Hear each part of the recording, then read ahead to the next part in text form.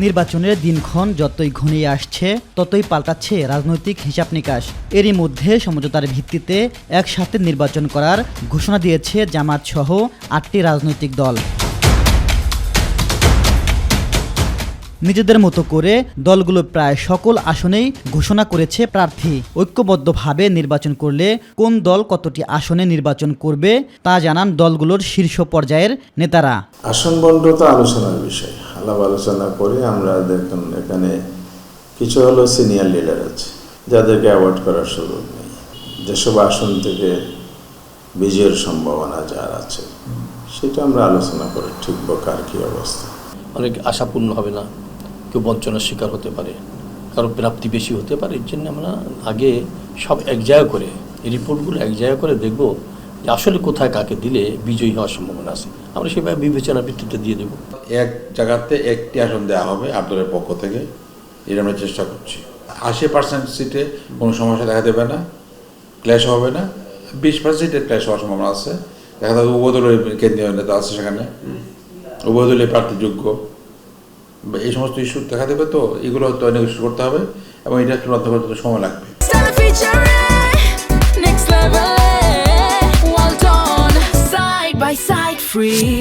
সমঝোতার ভিত্তিতে দলগুলোর চূড়ান্ত প্রার্থিতা কবে নাগাদ ঘোষণা করা হবে তাও জানান নেতারা। প্রায় সম্পন্ন হয়ে গেছে জরিপ।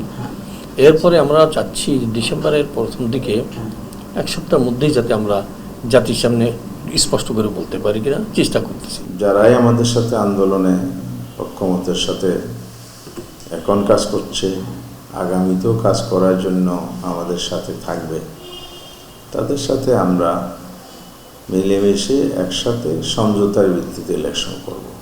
আমাদের জোট ফরমালি হবে না, আভ্যন্তরীণভাবে একটা বোঝাপড়া থাকবে। সেটা হচ্ছে এক আসনে আমাদের এক প্রার্থী থাকবে।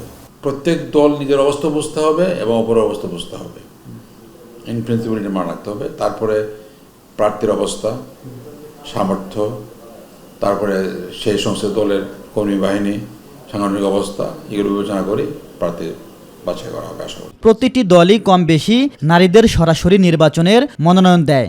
এক্ষেত্রে ইসলামী দলগুলোর ভাবনা জানতে চাই তাদের কাছে। 5% নারী আসন এইবারের জন্য না, এইবার বলা হয়েছে জুলাই সনদে সরকার সরাসরি নারীদের প্রার্থী করার ব্যাপারে উদ্বুদ্ধ করবে।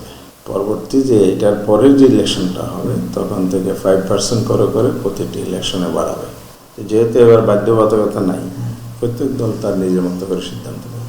নারীরা বঞ্চিত থাকুক এটা আমরা চাই না।